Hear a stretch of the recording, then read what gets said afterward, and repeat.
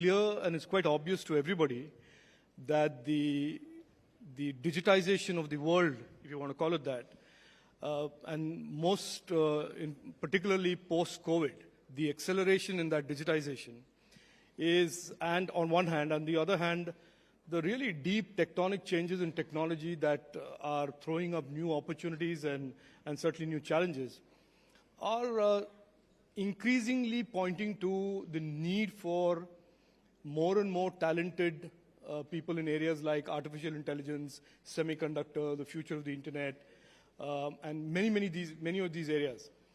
And there is clearly a recognition amongst countries of the world and corporate companies of the world that there is a talent shortage and the opportunities are running far ahead of where we are on the talent front.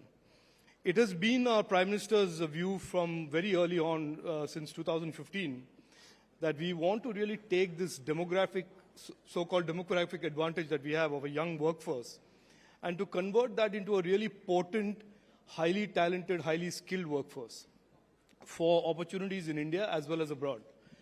And that is certainly what we've been focused on. There is a clear pivot or a clear change or a certain acceleration post-COVID in terms of what the types of skills that are now being prioritized.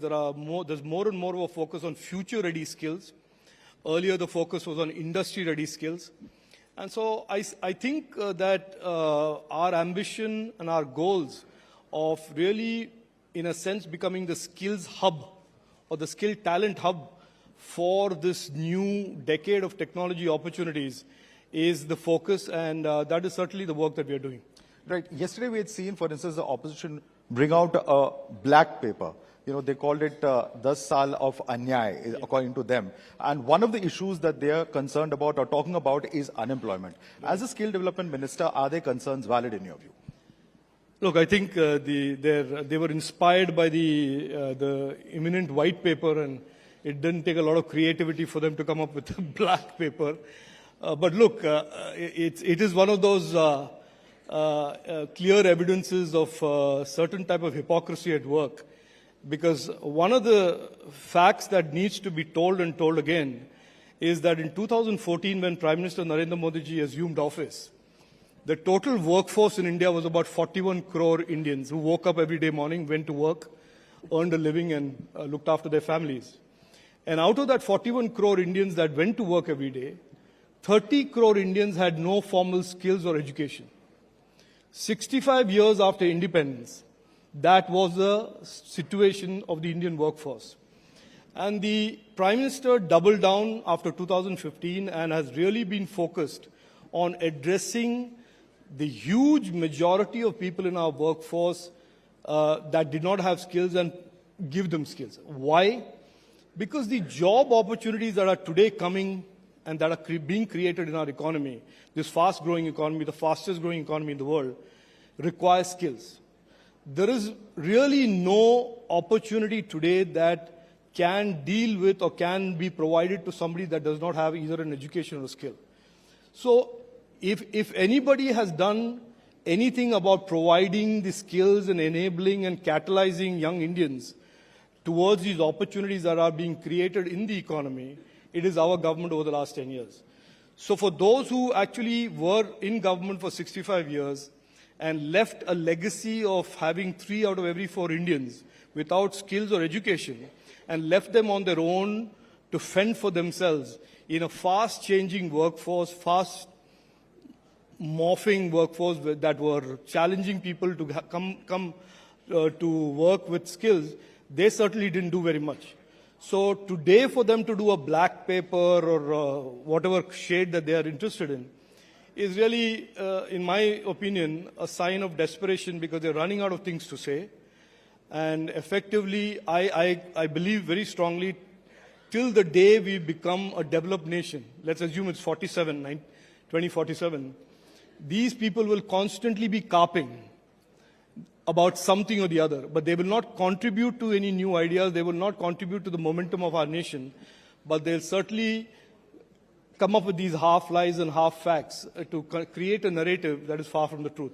All right. I have a few And I just want to add one more thing, Madhav. Yeah. If you leave, okay, assuming for a minute that you thought that what I just said was rhetoric, and if you just want to go by data, the periodic labor force survey shows that the unemployment rate in India has come down from 6.2 in 2017, and except for a blip during the COVID pandemic, to 3.2% today. Number one. And I just want to add this just for your understanding and for your viewers to understand. The national average of unemployment is a weighted average of state-level unemployment.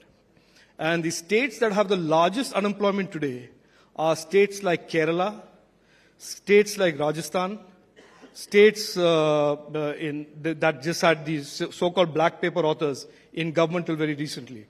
So there is a tendency to bandy these numbers around, hoping that people will not get behind the numbers and get into the numbers.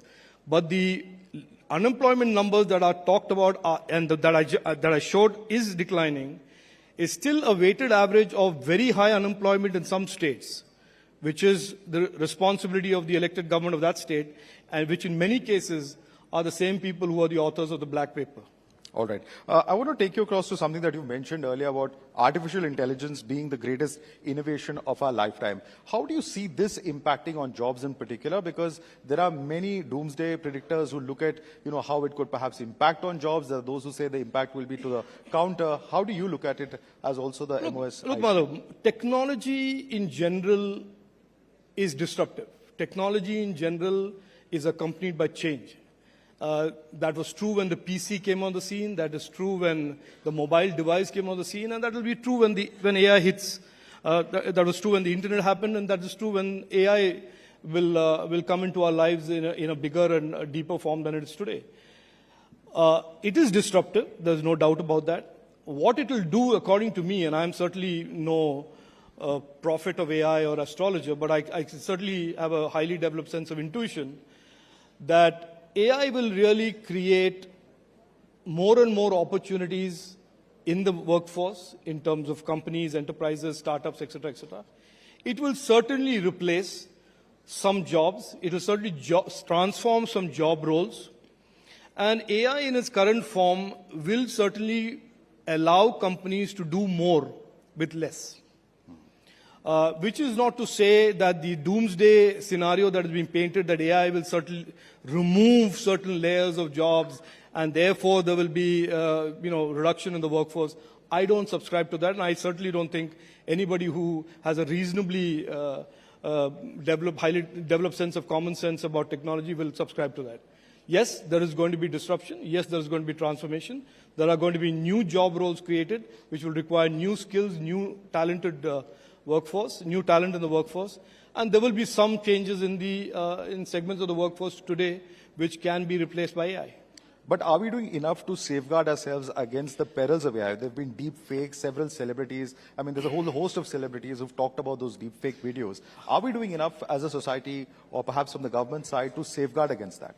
Look, let's be very clear. I think the responsibility of the harms, the criminalities that are on the internet, whether they are deepfake, whether there's misinformation, whether it is CSAM, whether it is other kinds of criminal content, we are very clear as a government of India that though the responsibility for that primarily is with the platforms, the intermediaries who connect the producer of these types of unlawful content to the consumer of these kinds of unlawful content.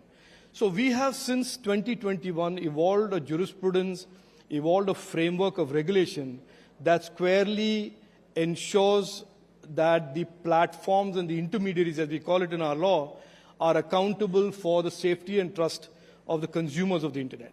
Now, whether it is misinformation powered by AI, which is deepfakes, audio, video deepfakes, or it is misinformation, which is text, or whether it is criminal content of some other kind, unlawful content, patent violating content, whether it's CSAM, these are all now squarely the responsibility of the platforms.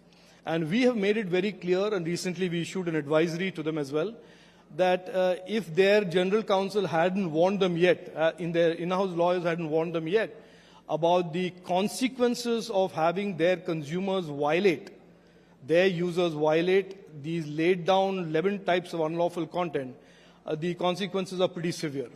and the consequences are not just about rapping their knuckles and saying, don't do it, bad boy. It'll be, consequences are going to be under criminal law, because that is where these unlawful content, the adjudication and the solutions for those lie.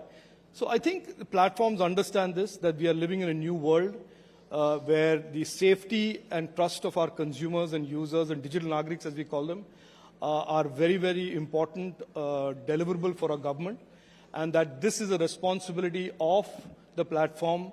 And the old model where platforms, in a sense, masqueraded as innovators and escaped regulation and left it to the government to solve these problems of harms, is being replaced surely and steadily by this new model of accountability.